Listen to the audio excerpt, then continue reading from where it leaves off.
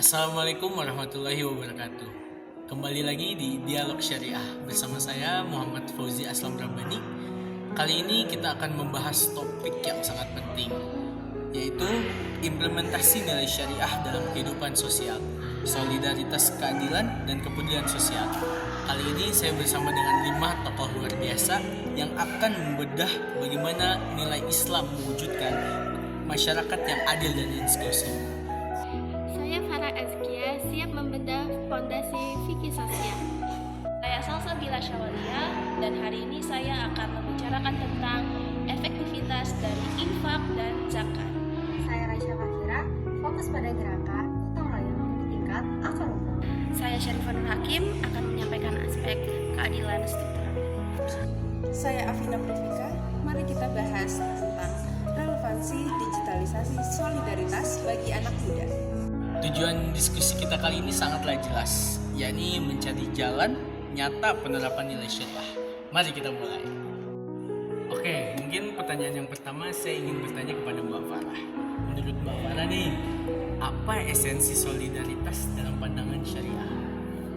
Jadi, solidaritas dalam Islam itu bersumber dari konsep takaful ijtimai. Ini bukan sekadar pilihan, tetapi suatu kewajiban.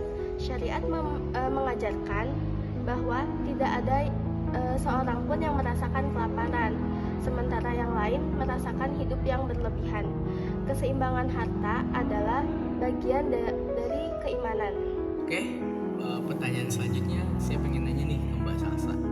Menurut Mbak Salsa sendiri, bagaimana peran filantropi syariah mewujudkan keadilan tersebut? Kami adalah jembatan. Zakat harus menjadi dana pembangunan, bukan sekedar balas kasihan. Keadilan terwujud jika dana ini didistribusikan untuk pendidikan, kesehatan, dan modal usaha, bukan sebagai santunan. Oke, pertanyaan selanjutnya saya ingin bertanya ke Mbak Raisya nih. Menurut Mbak Raisya, bagaimana akar rumput menginterpretasikan kepedulian sosial? Kepedulian itu kearifan lokal di lapangan. Ini diterjemahkan menjadi gotong royong tanpa sekat. Tantangan adalah merawat trust atau kepercayaan publik agar aksi kepedulian terus berjalan. Oke, selanjutnya kita bergeser nih ke Mbak Syarifah. Menurut Mbak Syarifah sendiri, apa kritik terhadap ketimpangan yang masih terjadi meski zakat sudah berjalan? Kritik saya, kita terlalu fokus pada amal personal dan melupakan keadilan struktural. Syariah menurut reformasi sistem agar tidak ada riba atau yang merugikan. Jadi, kita harus melawan kemiskinan sistemik. Nah, sekarang kita ke Mbak Afina nih. Kalau kata Mbak Afina, bagaimana sih kau muda melihat konsep solidaritas ini nih dalam konteks digital? Kami melihatnya sebagai aksi nyata. Solidaritas harus cepat, transparan, dan dapat diukur dampaknya. Digitalisasi zakat atau infak membuat nilai syariah terasa relevan dan mudah dipraktikkan sebagai pola hidup. Oke, selanjutnya kita beralih ke refleksi kritis.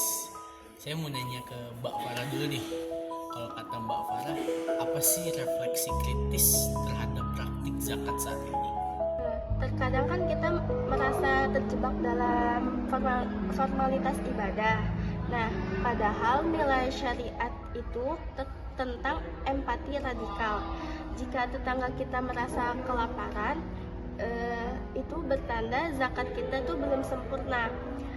Kita harus kembali lagi nih kepada